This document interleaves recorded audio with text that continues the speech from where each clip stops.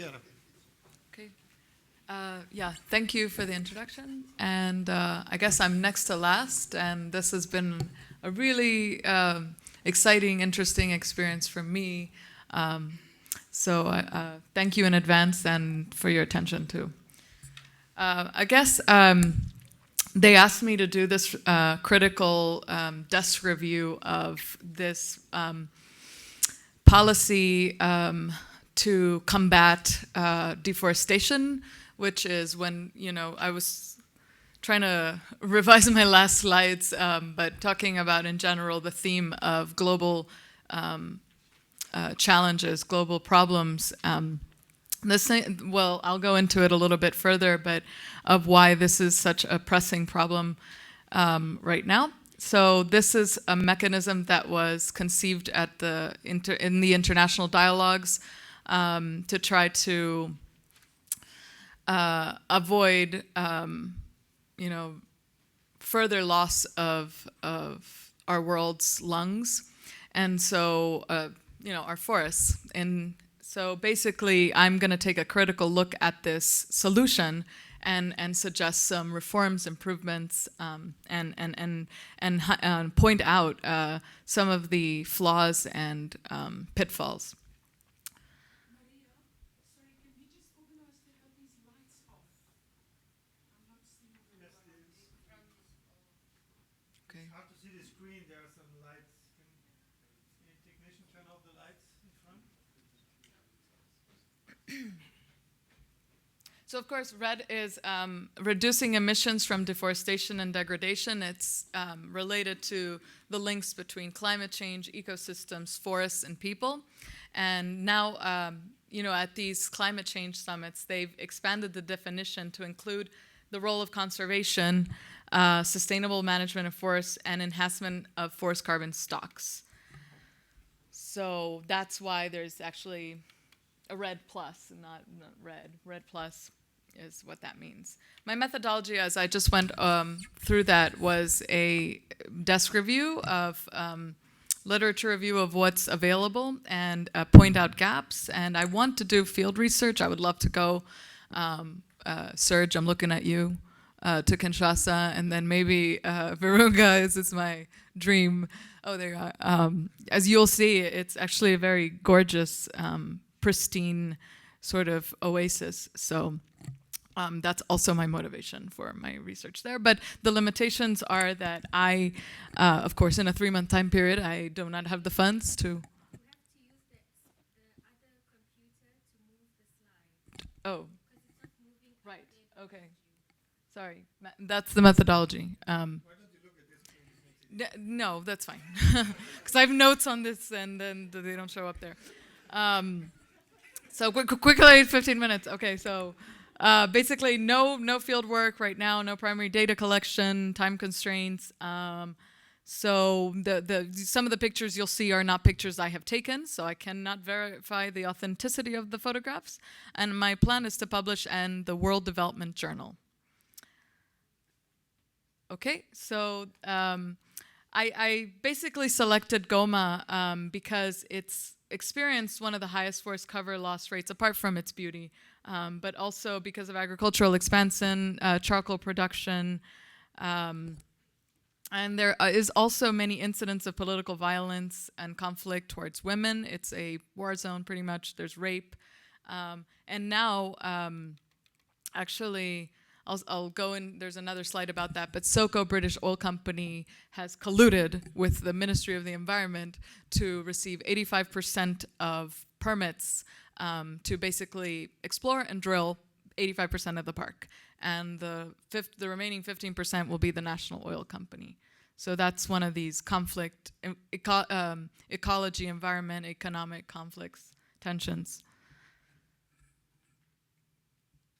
Oh, sorry, yeah. The problem, I don't know, what's the, Indian, yeah. So those are different languages. Okay, basically, saying so I was reading the latest IPCC report, and it's basically saying we're in dire straits if like the temperature increases above 3 degrees Celsius. Someone yesterday was saying about how we're at like 1.5. Well, that will mean, catastrophic, irreversible damage and sea level rise and all these other, Maponi and was talking about how resilience and adaptation to drought and etc. So the root of the problem, I'm trying to be funny with my French, la racine du problème, Serge, is that basically, 17% of emissions come from land use change, and it's more than the transport sector after, of course, the energy industry. And I just wanted to show you there, how do I, okay. So Amazon is this tropical evergreen broadleaf forest, and this is the basin that I've been focusing on. Doesn't have a high deforestation rate. Amazon has been a success story. Indonesia, not so much, as you'll see. So as I was saying, 77% below declined their average between 1996 and 2005 in the Brazilian Amazon as a result of policy changes and political will. So that alone represents 1.5 reduction in global anthropogenic carbon emissions. And basically, but unfortunately, they're correcting their past mistakes. But since 1978, they've lost 750,000 square kilometers, which is about like the size of Madagascar or Mozambique. So that's what they've lost when you put that in perspective. But it's a success story because it's fallen 70% since 2005, as you can see this graph there. INPE is the International Institute for Monitoring, whatever, INPE. Yeah, exactly. There you go. So Mike wanted me to mention that Europe, has the forests are 30% larger than in 1950, and they are increasing by 1.5 million football pitches, soccer fields every year. Nor does the carbon sequestration end there, because the percentage of the paper and other widely used materials that is being recycled is also increasing year on year. So if Europe can do it, anyway. I'm not sure how to, I wanted to show you guys it's not going to happen. Maybe I have to click. That was supposed to show, a video. That's right. So this is on the other hand, Indonesia, Sumatra, Riau has experienced ridiculous amounts of deforestation lost in the last, just 30 years or so. And they are predicting that in 20 years, it'll mostly disappear.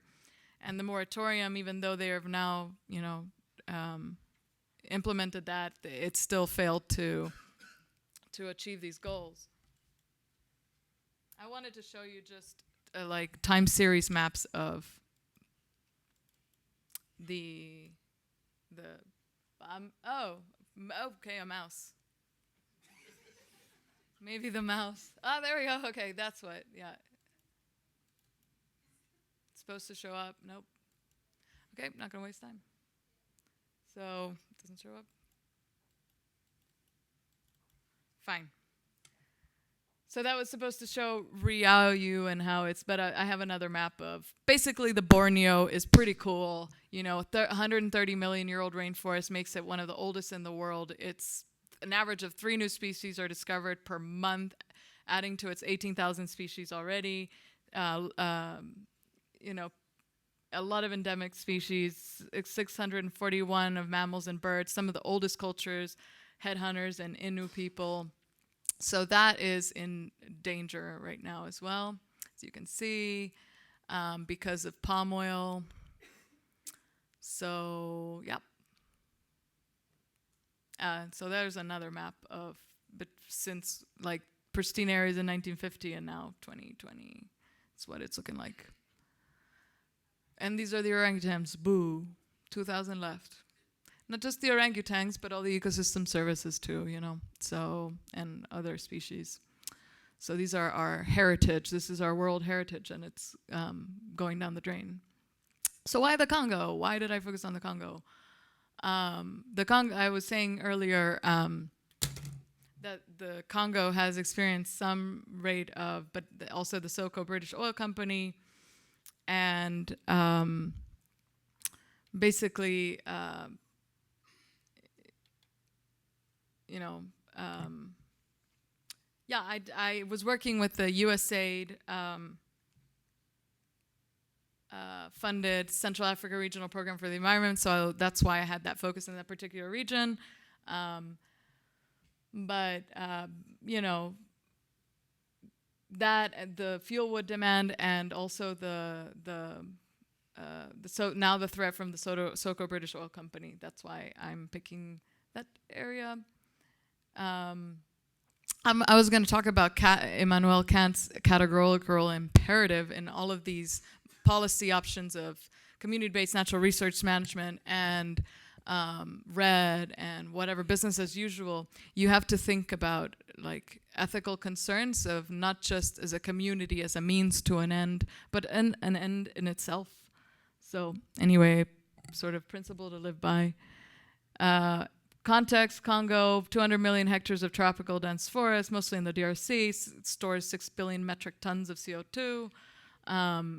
6,000 households confirmed that they receive a fourth of their income from forest-based resources. What else? Formal timber sector accounts for 50,000 jobs in 6 countries in the Congo Basin. Okay, so forestry is very important. So I already talked about Congo.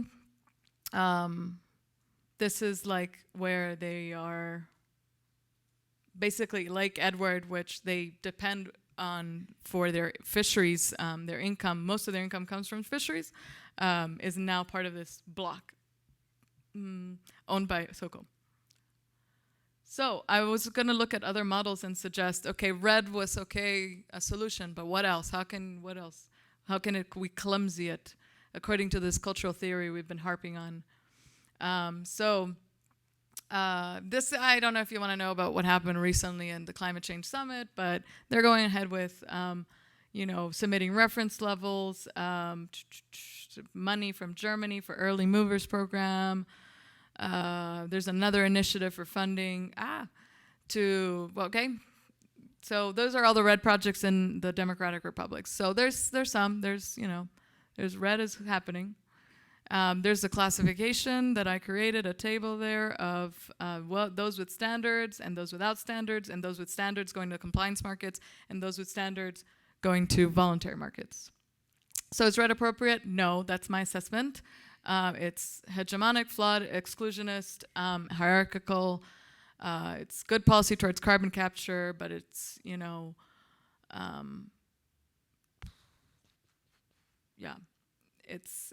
I say it's in this matrix vacillating dyad where it includes the hierarchical individualistic voice, but excludes all these egalitarian and fatalist voices such as communities that live around there and pygmies and whoever else that will no longer now be able to derive their livelihoods from natural resources, because they may be excluded by just saying this fortress conservation of a RED project, same as oil exploration or etc. So as I was saying before, I'm not going to go into all the pitfalls here, but basically you can't. The idea that nature is fungible and tradable is absurd, swiped either for money or for another place, which is said to have a similar value. The use of derivatives, just be careful with that. You can get a subprime carbon crisis as we did in 2008 with the financial crash, when you leave the hands of nature, commoditization of nature to the financiers. Okay, and just evictions, land tenure issues, accumulation by decarbonization, accumulation by dispossession, decentralized despotism, it could be considered. For governments, they're not going to have advantageous contracts because they're so desperate for foreign direct investment. So look at how you structure your contracts, and of course following the free, prior, and informed consent for communities, the right to participate in the negotiation of those contracts. It's another reform.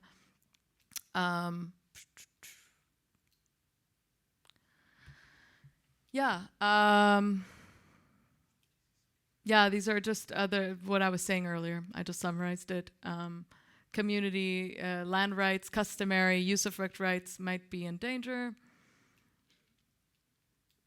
So these are some of the reforms I came up with for access to justice, redress, including them in participation. The right to participation is key. Price volatility of carbon credits, so make sure you don't lock in a price that's unfavorable to you, that doesn't reflect future conditions. So these are some other alternatives: Zimbabwe Campway Fire, Nepal with their forest user groups. Madagascar has this, devolution of rights, the Gelos contract, which is basically a transfer of exclusion rights and natural resource management to more the local level. So you have less information costs at the central level because they know more of what's happening on the ground in terms of exploitation. And okay, a word about boundaries: social fences versus real fences, nor barbed wire, nor armed guards. They know their boundaries. Community is like a myth. It's a spatial unit, distinct social structure, shared norms, but seldom the three are coterminous, which means, they don't really coincide. So jurisdictional boundaries make little sense in the rational management of natural resources, watershed, mobile fish populations, habitat of endangered species, and bear no resemblance to even community boundaries. So another example of DRC doing participatory GIS mapping, so they know, and then they get titles to their land because they know where the boundaries of their lands are, customary lands are. And also I wanted to talk about traditional ecological knowledge in the context of Botswana. It's been pretty good there. And it's a unique model because the benefit sharing formula gives 100% of the profits to the communities. And scientific knowledge is pretty much, this study showed, is on par with traditional economic knowledge is on par with scientific knowledge. I had a quote there that was kind of funny. When a camel thorn blossoms. Oh, no, this is just a note about one of the Basarwa saying they know this. When a camel thorn blossoms, it heralds the wet season and marks the end of the winter season. When wait a bit thorn blossoms, it's time for the first rains, and this is accompanied by seed germination. And so, in general, to whom do the wildlife of the Kalahari or the fish of the Lake Malawi, which both migrate across territorial boundaries, belong, and whose responsibility are they? Yeah. Other alternatives are these pledges that are voluntary pledges are being made by 130 government, businesses, civil societies, consumer goods forum, zero deforestation policy, and other intermediaries, large consumer groups, and agricultural traders such as Cadbury, Procter & Gamble, Mars, Cargill, Unilever, Wilmar, etc., have, because of what I told you about Indonesia, have already promised to exclude deforestation from their supply chains, make them more forest friendly. There's other examples, Bolsa Floresta in the Amazon, which direct payments to communities to conserve their land. Gaviotas in Colombia. A professor, Nobel laureate, Wangari Maathai from Kenya started a Greenbelt movement. So yeah, and then I did a little bit of a Vincing model, Vincing diagram, So this one was business as usual, and what would happen to the hierarchical actors. It would be positive in a business as usual, positive for individual market actors, negative for egalitarian actors, the NGOs, academia, etc., because biodiversity is threatened with the oil exploration, And then fatalist actors also lose out from evictions, loss of customary land rights, more conflict, environmental degradation. The second policy option is red, where you have the same actor and it's positive for them. Hierarchical actors, positive for SOCO if they get involved, positive for egalitarian actors because they get conservation, but negative possibly in red for these other groups that may be evicted and etc. And then I didn't quite finish this, but then the hybrid model there would be this clumsy institution which would incorporate all aspects of the business as usual, the red, community-based natural resource management, into and how that would affect and be beneficial, a win-win for all, supposedly.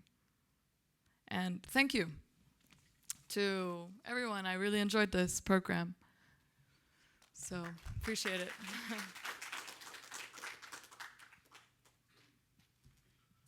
Thank you. Any questions? Yes.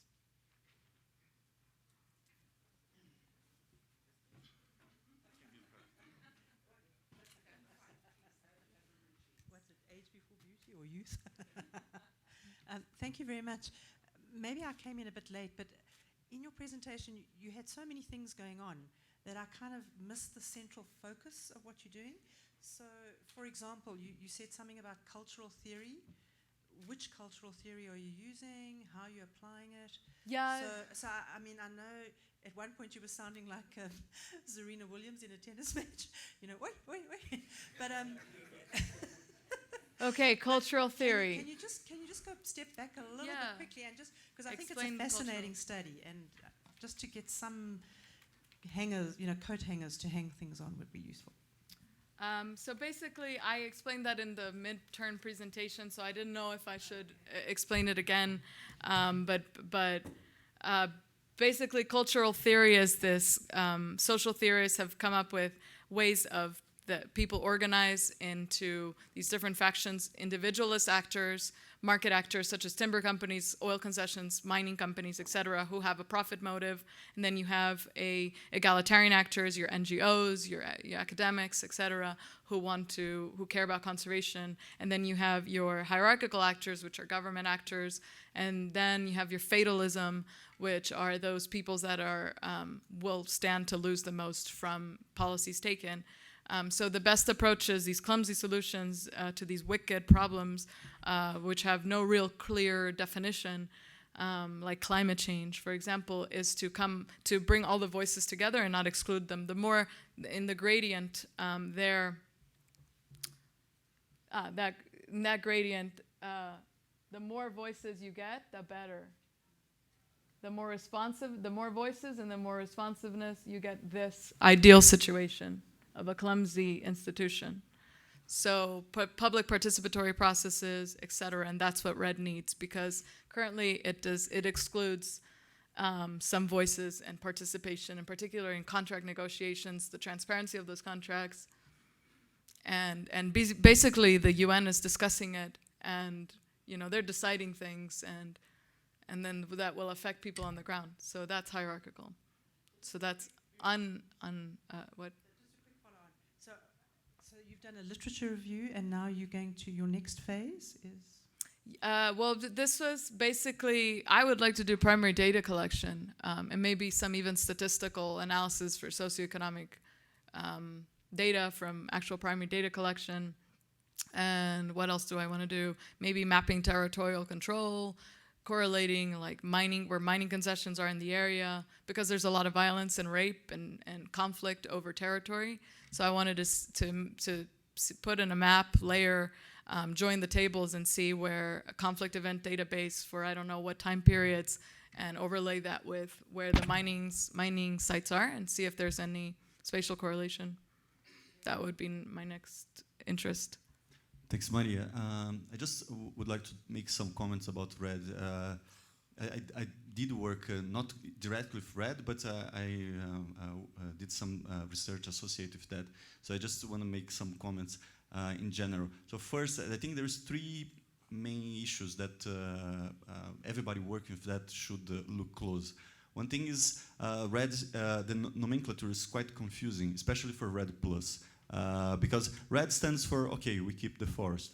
But then this plus means a lot of things. So I think really some policies, like some organization of that should be done, because this plus might be some social thing. So maybe you are focusing more how to engage communities. Might be priority for biodiversity, so you are considering carbon, but also biodiversity. Right. Actually, I published a paper connect with that. Yeah, no, I did read through your paper, and I agree, and that's what one of the pillars that you were talking about is environment, and then also carbon, which is also part of the environment, and economics, which would bring livelihoods and etc. But the other I guess acts of that whatever or pillar would be communities. So we often forget, like, the residents who live there need to be consulted and need to be okay with the projects. But the comment is like more general. So in yeah, relation to- in the, what is it, in the pursuit of carbon objectives, you sideline biodiversity objectives, because an area that has, of course, you can't have a eucalyptus plantation and it has fast growing and a lot of carbon, and that's not good for biodiversity either. So so the general thing was that, just like a clarification, not especially on a critic to you, is a critic for RED in general. So this organization of what we call RED Plus, that should be done, like, is a need to RED projects really succeed. Also, the other thing is how we prioritize these different things that will come in this RED Plus. How are we prioritizing that we are really sure that we are putting this RED in a high carbon deforestation risk area or not? Are we putting this place in a high priority for biodiversity or not? Are we putting this RED in a place that... the other issue is, like, you have different actors. You have REDs that might engage community. You have people that want to make money from that too. yeah. And the third issue is what you were saying, like about going collect data. Because what I feel is there is not a very conclusive assessment on how well these RED are doing in the field. Performance of actual RED projects. I see REDs like as a possible great tool, but there is a lack of a lot of empirical yes. evidence. Yeah. Okay, can we move on? There's another question here. Thank you. Okay, thanks so much, Maria. It's not a question, maybe an observation. Can you think well about your aim? What is your specific aims? And then what is the main aim of your study? And then what will be the specific objective? And then also, in this figure, I don't know, what do you mean by close hegemony, elegant solution, one voice, participate, and then what is the current situation of Kinshasa, of the DRC? Could you elaborate a little bit there? Yeah, right now there's a RED committee, and they basically are the decision makers for this, and they will decide about the governance of whether they will allow international RED projects to come in, but they have to, actually that's a good thing, they have to be approved by the government through a RED registry. I'm not sure about how transparent and how those rigorous those procedures are, but they have a RED registry, and they have to, every project that goes through has to get approval from the government, from the RED registry. And so there's different ways of channeling those funds, either through the government, either through the state budget, either through directly to the projects. So those are the different ways of channeling those funds, and it's yet to be determined what would be the best approach, because given the fragile state of the DRC, it's considered somewhat of a failed state, in particular that eastern part, not so much Kinshasa, but in the eastern part of Virunga, actually, they've lost, the government doesn't have much control. So, you know, then that's troubling when you have to, when it's the size of Western Europe, the country. So it's very difficult to decentralize funds and control. So I think it's debatable what would be better, to give the money all to the government, or, you know, or have an international fund that oversees it, independent oversight over where those funds go, and appropriately, instead of just giving it to the government. My opinion. Okay, I'm afraid we have to move on. Thank you again very much. So we're coming to the last presentation by Mr. Emmanuel Belemo.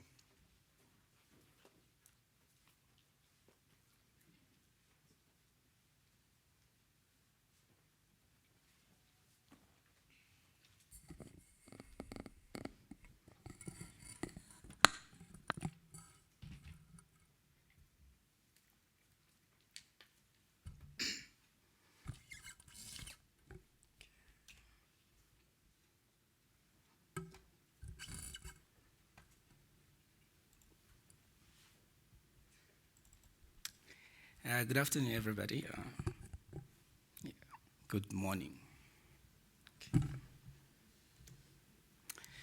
Okay, so I'm Emmanuel Velemu from Rhodes University, and I'll give you a talk about acid mine drainage, and I'll explain what acid mine drainage is. So the title is "The Enemy at the Gate: Can the Casio Theory Approach Save the Day?" The case of acid mine drainage in Mpumalanga in South Africa. And my supervisors are Dr. Ike and Prof. Mike. And that's my layout. I feel like I'm a little taller at the back. Yeah, so I'll start with the main principles of the South African National Water Act, number 36 of 1998. It requires equity of the resources, sustainability, considering the future. Whatever we do today, we should always mind of what the future generation will have or whatever impact, and also efficiency. So, as a matter of introduction, I always use this schematic illustration to show what happens around the world with different systems. We take this as a river, and we've got this as a river, and there are different activities that are taking place in a river and the catchment and the area surrounding the river. For instance, we've got mining, the industries, the urban areas, agriculture, irrigation, farmers applying their fertilizers, even wastewater treatment and the urban settlements.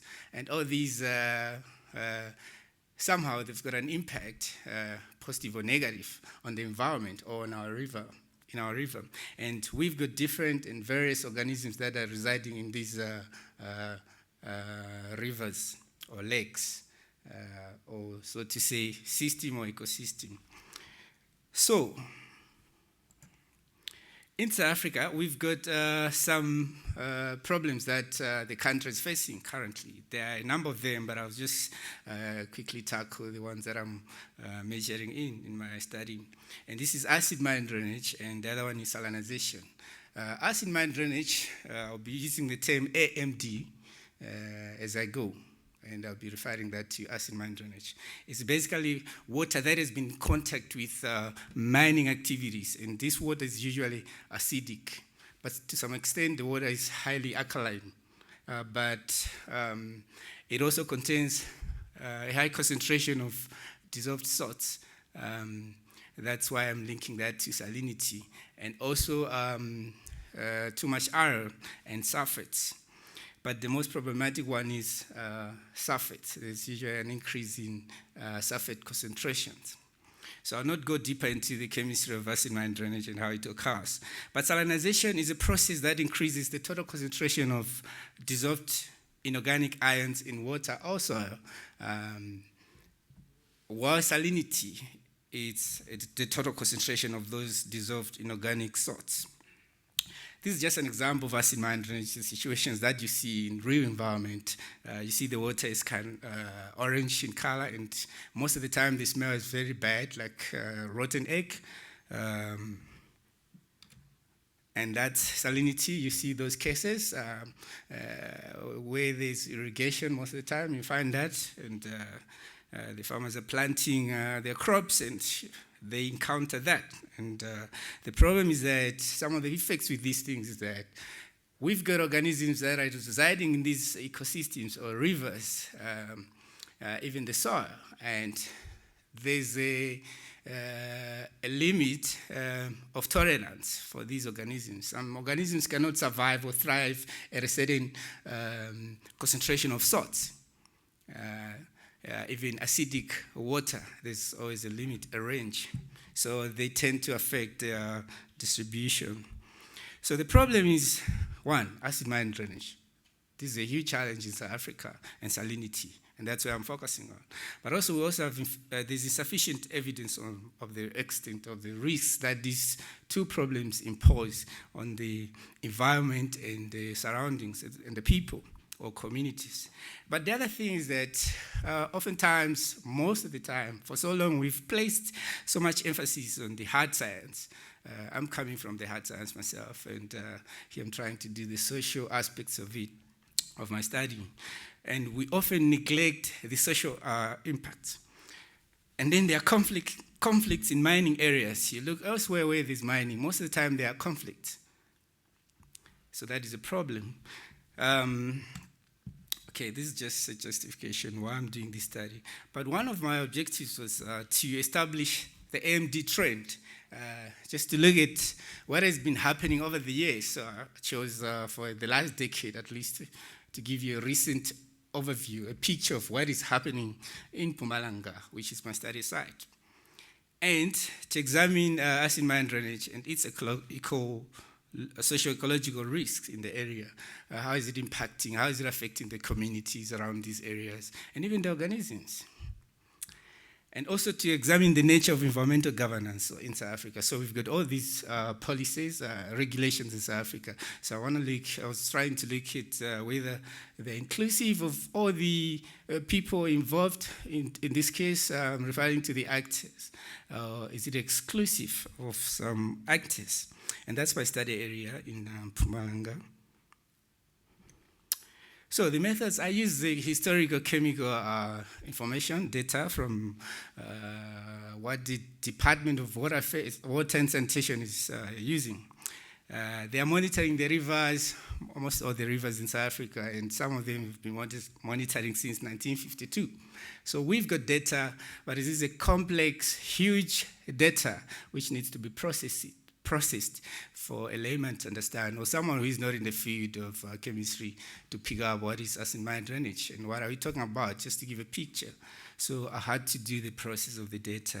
And also I had to look at some case studies to give an overview and to relate what is happening in other mining countries like Nigeria, for instance. That was my case study, and relate that to South Africa, the issues that are here. And also to use, like Maria said, the catcher theory. Yeah. So this is just an illustration, the picture, what we get from Google Earth from the Department of Water and Sanitation. You can see that it's a bit complex. If I tell you there's acid mine drainage there, most of you, almost everybody, nobody here will be able to say, it's acid mine drainage. How do you know that it's acid mine drainage? So it's a process where we go to a specific point where the yellow pins are. Okay, where the yellow pins are, that's my study area somewhere in Mpumalanga. And then we start picking up the points and start working with the data in R software and try to analyze the data. So these are just some of the sites that I found that for the last decade they contain water quality anomalies. That's from 2004 and 2014.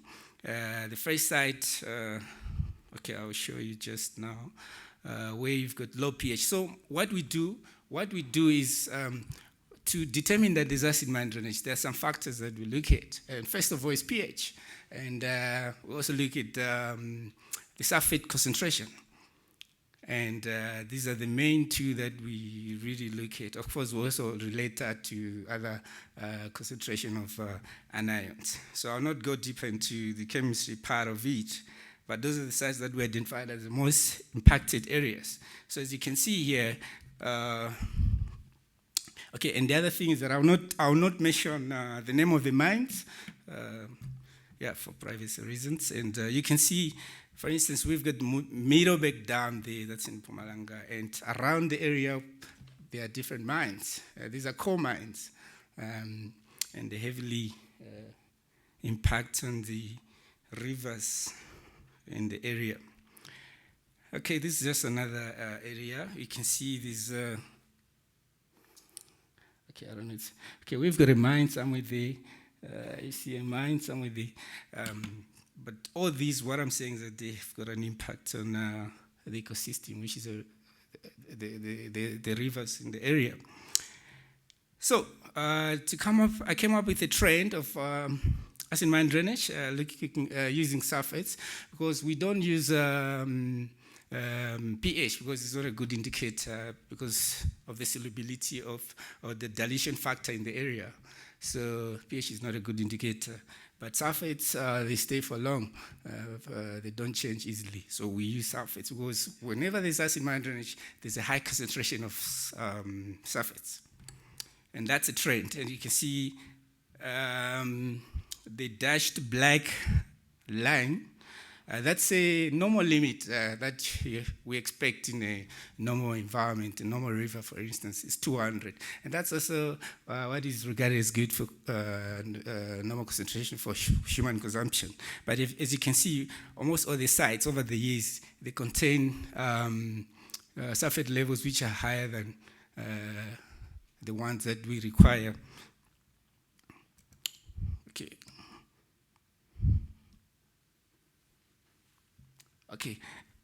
Okay, I'll not go deeper into explaining these are just the metal concentrations, the major anions, and you see the black color lines represent calcium, and some mines are treating the mines, trying to buffer, because it's using calcium sulfate to buffer the acidity in the area, but still there's still higher levels of sulfate concentration if we relate the two. And some of the social challenges that are found, the major findings that, one, looking at the case studies in Nigeria, where the Niger Delta, where there's been oil drilling, extraction, and there are conflicts. And these issues have mainly arisen because of the collision between the state and the oil companies. And this is exactly the same thing which is happening in South Africa. There's a closeness between the state, the government, and some mining companies, such that it's even a problem for the government officials like Department of Water and Sanitation to implement some of their actions, because you find in some cases that government officials or politicians are involved in mining. So it's really a problem. And another finding, looking at all the case studies that I had, is that there's an exclusion of some actors in the industry. And in this case, it's usually the community voices. They are not heard. And most of the time, these people are not even included in the decision-making or at the beginning of the project. So mining companies in the government, they'll just sign the contract and then the contracts and then go to the regions and start mining. And this has led to conflicts, like in the Niger Delta, even here in South Africa. As you can see, these rebellious groups in Nigeria. And because the people were not involved and their voices are not heard, because the oil companies just come and start mining, and they try to resettle the people, exactly what is happening in South Africa, a resettlement process. So what is happening is that you find that the companies who come, the oil companies or mining companies, core companies who come and try to expand the mining area. And they have to resettle the people somewhere. And you find that your grandfather has been buried there, or the ancestors, and you're telling people to move. So if you don't deal with those issues, if you don't deal with the people at the beginning, the communities in these areas, it's quite a challenge. It will lead to conflicts, and this is what is happening in South Africa also. We've got cases whereby even mining companies where, this other company, for instance, in Limpopo, they were moving the people outside the area, and they built, because they wanted to expand the mine, and they built the people, the communities, the houses. And these companies from US, United States. And what happened is that the people, at the end of the day, when they had to move, they did not move because they were saying, no, we don't like the houses you built, you should have asked us in the first place, and the like. So those are the conflicts we're talking about. Whenever we're dealing with our hard sciences, as scientists, we also need to involve the social issues, the social people, at the beginning of the stage. We cannot solve this by ourselves. So this leads to negative effects on microeconomies, and people rely on mining. People move to areas where there's mining, and when you start resettling them, these issues eventually they get affected.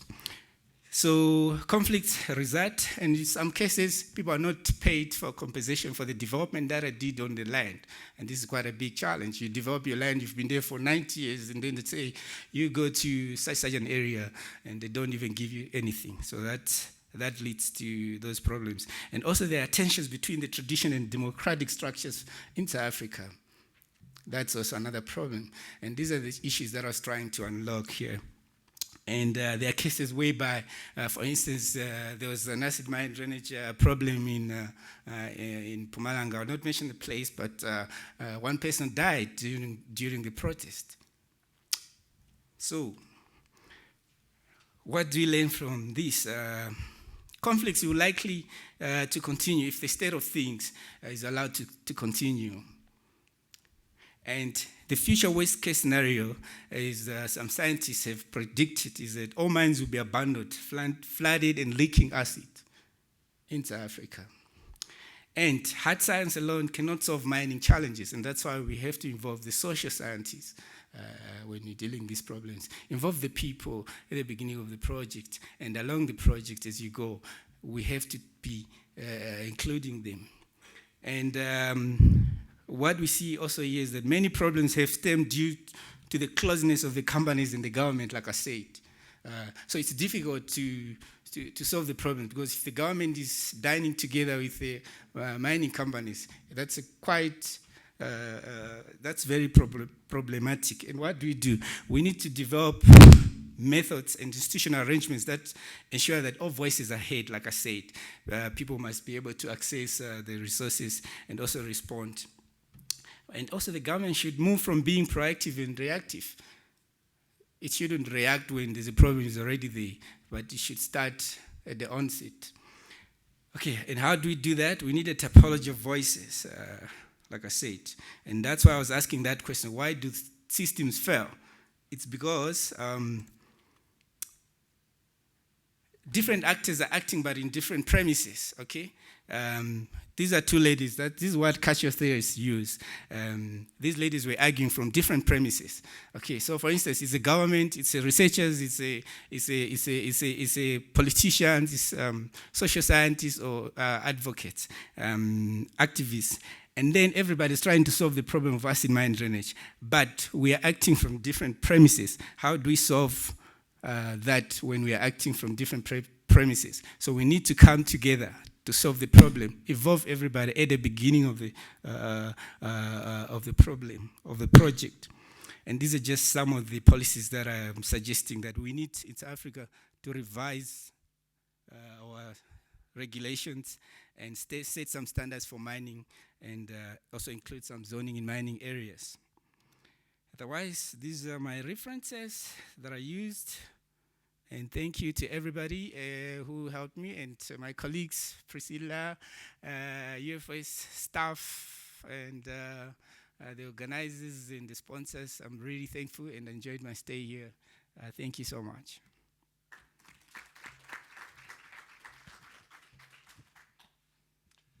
Okay, thank you very much. Questions? Let's ask a new person. First, yeah. Okay, thank you. Yeah, thanks for a really interesting presentation. I think one of the great things about your research is that you both have this hard science aspect where you actually have the measurements of the sulfate levels, and also this social theory that you're applying to it. But I was wondering, could you think of whether it would be possible to connect these two things even closer? So could you find, say, a correlation between the sulfate levels at different at different places, so how bad acid is, and the social conflict that people experience? Okay, yeah. Actually, I was asking myself, and also with my supervisor, like, because I'm more into chemistry, and I've got that data, and I've got everything else, and I was thinking in this presentation, if I go deeper into that, maybe it will be boring to most people, showing you the trends, how it's going, like, okay, this is the knot, because I've got those notes to say, okay, there's a mine here, and I'm trying to monitor how is the acid mine drainage going, and what are the communities saying, the issues like that. But I just thought maybe for 10, 15 minutes, and some people find it boring, because I had to integrate the social and the hard science, chemical part of it. But it's something that is in my PhD work. Elvis? Yeah, thank you, Emmanuel, for your good presentation. Since you're talking about minds and solving problems, there's a good book you might want to look at titled Native Nostalgia. It was written by a man from Katlehong talking about how the apartheid government never consulted the locals in Katlehong. It is a very interesting story about mining and how local people reacted to that. But a question that I have, could you please go back? There was a graphs that you presented. The first, I'll show you that one, because you said you stopped in 2014. But it's interesting. Is it because you see the concentration are going down from 2012, they're going down on the yellow line. That is Valkrans. And then you have Elan Sprayed, which is still a bit up. Both are mines, but which one is, why is that? Is there any policy intervention? Is there any mine that is doing that on their own? No, you see, the thing is that that's why I showed this graph also, because they go hand in hand. We don't just look at the sulfate levels. It's a ratio. We look at the sulfate concentration against the anion concentrations, and these or sulfate levels against total dissolved solids. So I'm using the anions ones. So if you look at these are different sites. If you look at the black color, which as you can see, okay, the black one is the calcium. These are mines that are treating the acid, okay, by applying calcium sulfate, calcium carbonate. So that's why you see the in some mines the trend is going down. It's because of the treatment that they're doing. But still, it's not yet effective for the caves to go down. So But the question is why is it going down? Was there some social action, some new legislation? That was the question. Yeah, it's a rule that they have to treat the mines, treat the acid. So they are doing that because they are entitled to do that, although it's not effective. And one other thing that maybe I didn't mention here is that, okay, with the Clancy solution, we also have to add in new technologies. For instance, in UK, University of Bath recently just found out that we can use actual microalgae to treat acid mine drainage. And this can be applicable to almost all countries in the world, because when you take microalgae, you grow it and introduce it to acidic water, it extracts these metals, this high concentration of metals. And when it does that, what remains is the residues, and we can process that into biodiesel. And then at the end of the day, we don't have any acidic water. Okay, we have to go on. 2 more questions, yes. Okay, thanks so much for your presentation. Could you please go back to your slide on outline?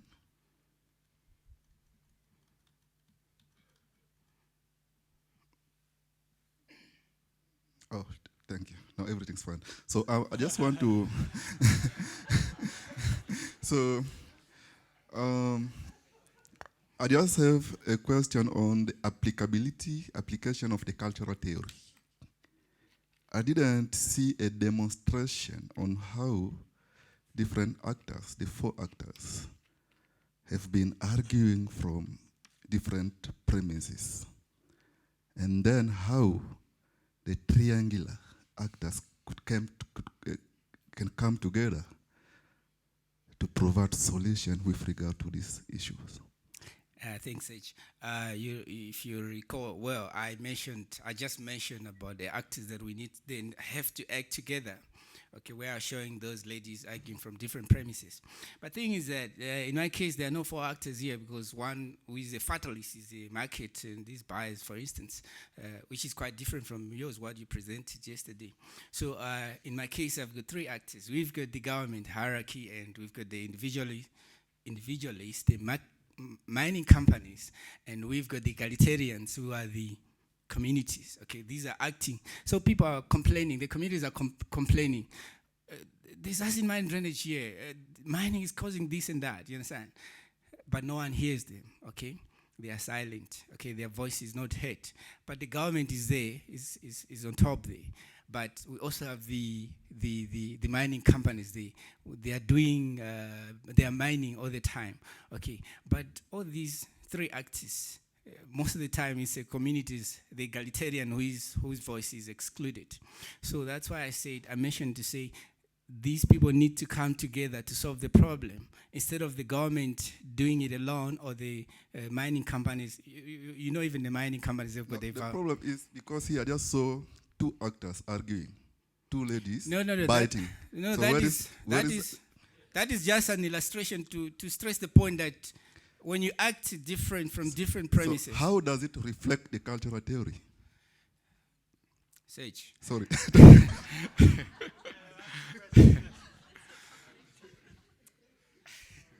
Thank you.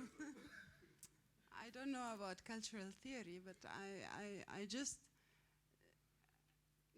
from knowing about acid mine drainage, that it's a historical issue where the actual perpetrators have long gone. So if we're asking about why have the levels declined, there is a huge government program, huge investment in new technologies to solve the acid mine drainage in the places where the old mines are long gone. So the owners are gone, the operations have shut down. Now this is the aftermath, many years after that.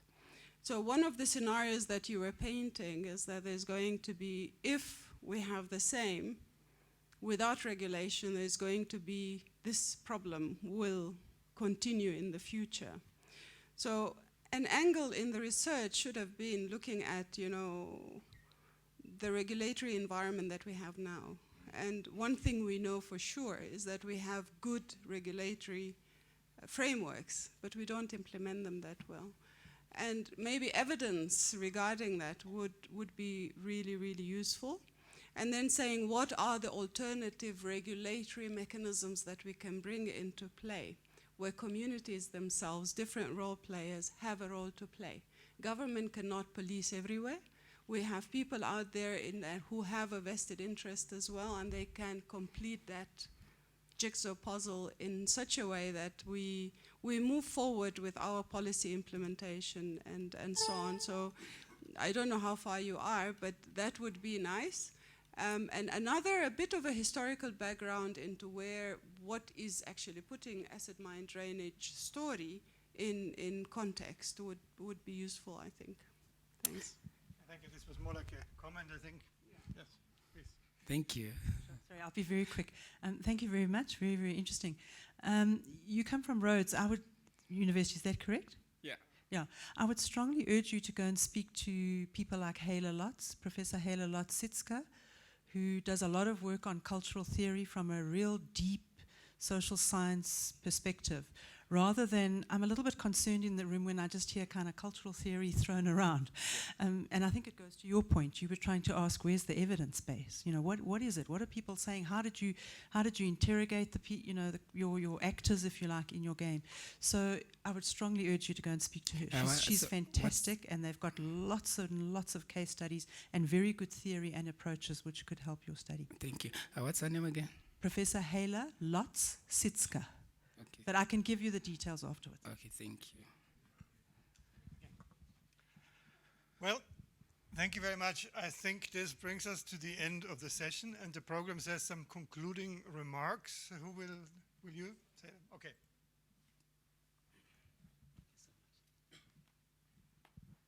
Thank you so much. I'm not going to do concluding remarks. They're going to be done by Professor David. But I have three announcements to make here. We have delegates from the National Department of Science and Technology and the National Research Foundation. And precisely because of that, we would like to take a group photo again after our concluding remarks where we took it yesterday. Second, the delegates, the lunch for the delegates has been, will be in room 19 of the postgraduate building, and Walter has been asked to take the DST and NRF delegates to room 19. Walter, can you stand up and then they see you? This is Walter. Yeah. And the last announcement is that I want to remind you about the closing ceremony this evening.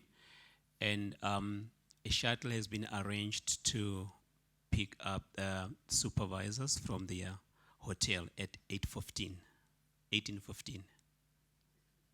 Yeah. 18:15. 6:15 p.m. Thank you so much. And then David is going to do the concluding. Thank you very much. We don't sing the national anthem at the end, so that's a good thing. First of all, a quick math problem.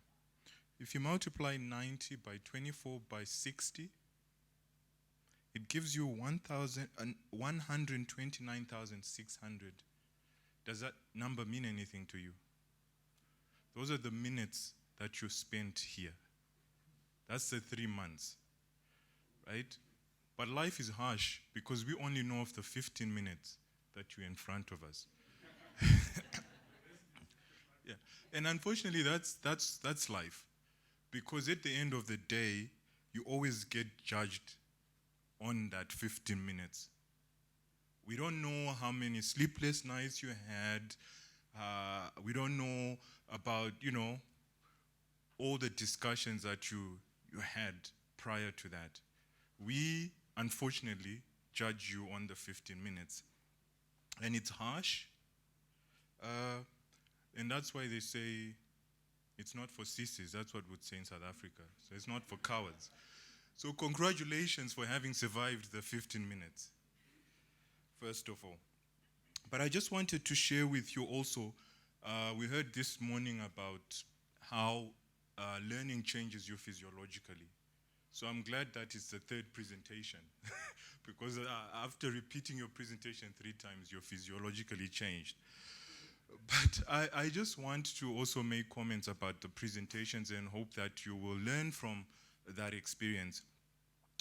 A lot of you were alluding to the fact that this is the 3rd presentation, but treat every presentation as a new presentation, because a lot of us are new in the audience. So we actually want to hear the whole story. It's not a continuation of the first or the second. It is a new presentation. And it's a good idea to have a roadmap. So a lot of you had this outline slide, and that's a good thing, because the human mind wants to know where it's going. Otherwise, we all get confused. There were some presentations where, things just started and we were still trying to get oriented. And as you know, humans like stories. So you're telling a story. We all grew up on stories. And what do we do in a story?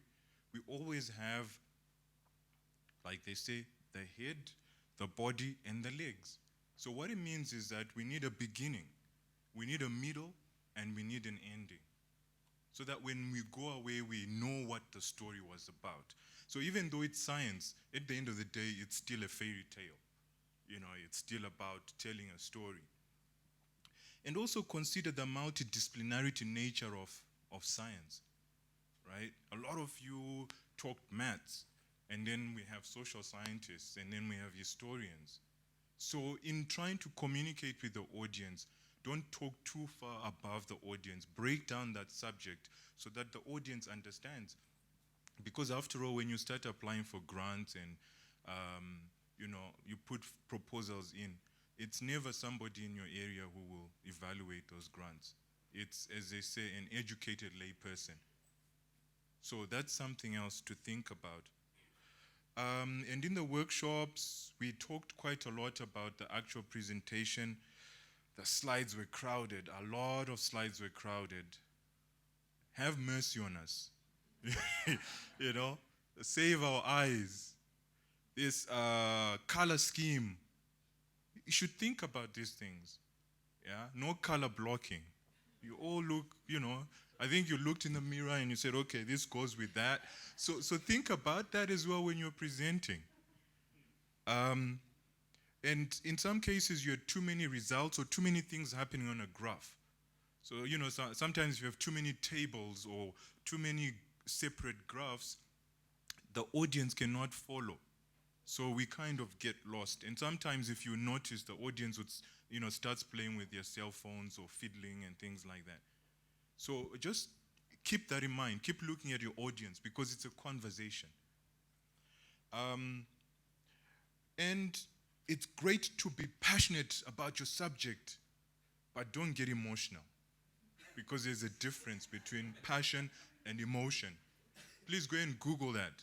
Go and, find what is passion and what is emotion because they're different. So I think last of all, I want to just say that at the end of the day, let that 129,600 minutes be a time to prepare for the 15 minutes. So be prepared. Don't wait until the last few seconds to start putting things together. And also know your stuff. I have no doubt that all of you know your stuff. All of you are passionate about it. But it doesn't always translate to that in that 15 minutes. I think that those would be my closing remarks. And just finally to thank YSSP.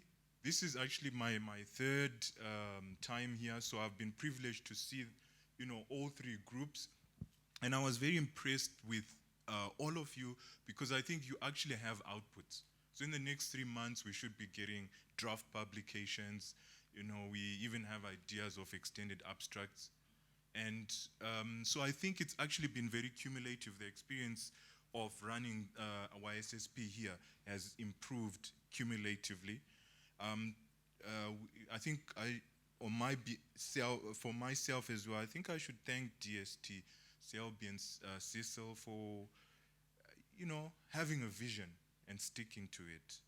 IASA, turning up all the time, UFS, Priscilla and her team, and Martin and NRF. And then last of all, I'd like to say that you guys are now in a new elite. You're actually very lucky to have been incubated for 3 months, and now you join the SA-YSSP alumni. So keep that going, and please continue to look for solutions. And I'm glad a lot of the topics we're talking about real things that affect Africans, that affect South Africa, and that affects the world. So keep doing that. And like they say, my favorite philosopher, Johnny Walker, says, keep walking. Thank you.